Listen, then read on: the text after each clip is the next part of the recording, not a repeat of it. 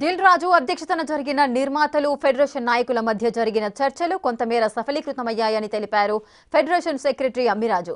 వారు పెట్టిన 4 కండిషన్స్ కి తాము యూనియన్స్ తో మాట్లాడి నిర్ణయం తీసుకుంటామన్నారు. వారు పెట్టిన కండిషన్స్ ఒప్పుకుంటే వేతనాలు పెంచడానికి నిర్మాతలు సిద్ధమని తెలియజేశారు.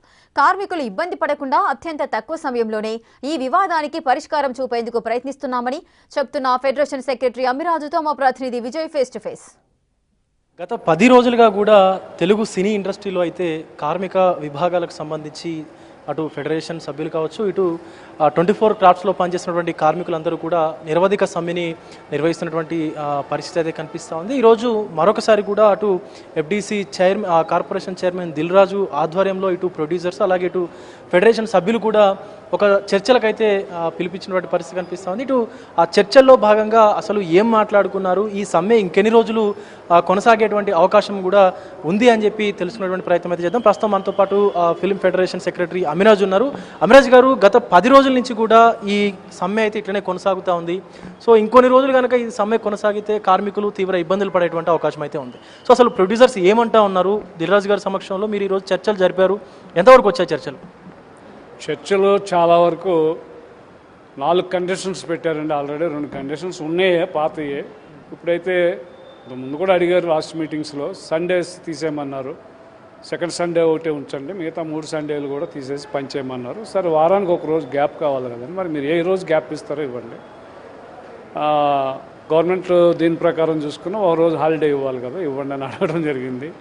అది సాధ్యపడే ఇది కాదండి. సో ఎట్లా అయినా మమ్మల్ని కన్విన్స్ చేయడానికి చూశారు. అట్లాగే వర్కింగ్ కండిషన్ మెయిన్గా ఏంటంటే, ఇంతకుముందు 6 to 6, 7 to 6 ఇదే, ఉదయం 6 గంటలు సాయంత్రం 6 గంటలు 7 to 6 అంటారండి.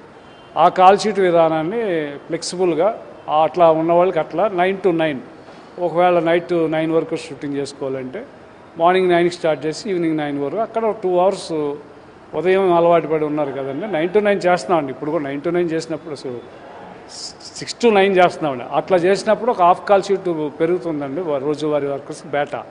ఆ హాఫ్ కాల్ షీట్ ఇప్పుడు పోతుందండి. ఉదయం 2 hours ఖాళీగా ఉంటారు, 9 to 9 చేస్తే తిరిగి వచ్చాడు 12 అవుతుంది. కొన్ని అంటే లైట్మెన్స్, డ్రైవర్స్, అట్లాగే ప్రొడక్షన్ అసిస్టెంట్స్, ప్రొడక్షన్ మేనేజర్స్, ఇట్లా ఒక 4-5 విభాగాలు, టెక్నీషియన్స్, ఇలా ఒక 4-5 విభాగాలు లేడీస్ ఉంటారండి. వారందరికీ కూడా ఎర్లీగా వెళ్తే కానీ అన్నీ సెట్ చేసుకుంటే కానీ 9కి వచ్చినా 8కి వచ్చినా అవదండి. అవన్నీ కూడా వాళ్ళకి చెప్పడం జరిగింది, వాళ్ళు కూడా కన్వే అయ్యారు.